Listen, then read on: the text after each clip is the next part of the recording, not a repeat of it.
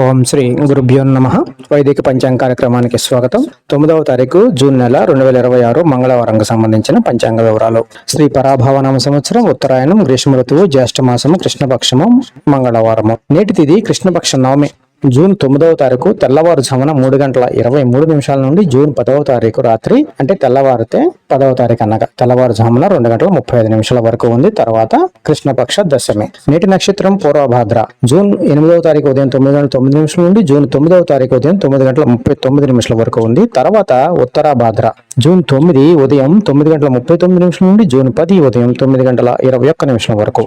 నేటి కరణం తైతల. జూన్ 9 రాత్రి అంటే తెల్లవారుజామున 3:24 నుండి జూన్ 9 మధ్యాహ్నం 3:05 వరకు. తర్వాత గర్జ.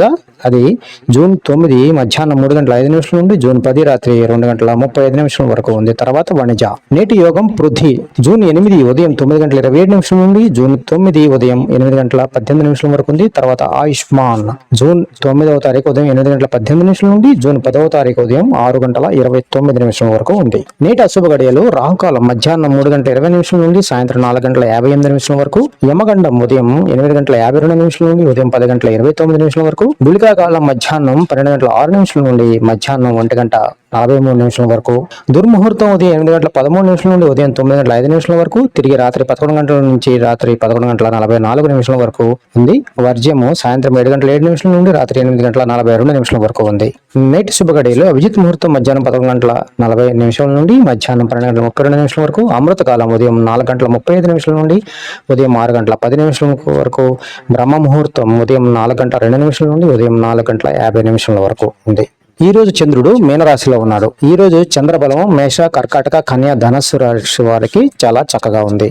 ఈ రోజు చంద్రాష్టమము మఖ, పూర్వ ఫల్గుని, ఉత్తర ఫల్గుని యొక్క మొదటి పదం వారికి ఉంది కనుక వీళ్ళు జాగ్రత్తగా ఉండటం ఎంతైనా మంచిది. మరి ఈ రోజు యొక్క ప్రాముఖ్యత ఏంటి అంటే ఈ రోజు సర్వార్థ సిద్ధి యోగం ఉంది. జూన్ 9 ఉదయం 9:39 నుంచి జూన్ 10 ఉదయం 5:38 వరకు. ఉత్తరాభాద్ర ప్లస్ మంగళవారము ఈ రెండు కలిసినాయి కనుక కృష్ణపక్ష నవమి సర్వార్థ సిద్ధి యోగం ఉండటం వల్ల శుభకార్యాలకు అనుకూలమైంది. ఈరోజు విద్య, ధనం, ఆరోగ్యం, శాంతి కలుగుతాయి. మరి ఈరోజు జపించవలసిన శ్లోకము శాంతాకారం భుజగ శయనం పద్మనాభం సురేశం విశ్వాధారం గగన సదృశం మేఘవర్ణం శుభాంగం. ఈ శ్లోక జపం ద్వారా మనకు శాంతి, శరీరానికి ఆరోగ్యము, కుటుంబానికి ఐశ్వర్యము కలుగుతుంది. దుష్ట శక్తులు తొలగి సర్వార్థ సిద్ధి లభిస్తుంది. ఇది ఈ 9వ తారీఖు జూన్ నెల 2026కు సంబంధించిన పంచాంగ వివరాలు. మరొక వీడియోతో మళ్ళీ కలుసుకుందాం. అంతవరకు సెలవు. ఓం శ్రీ గురుభ్యో నమః.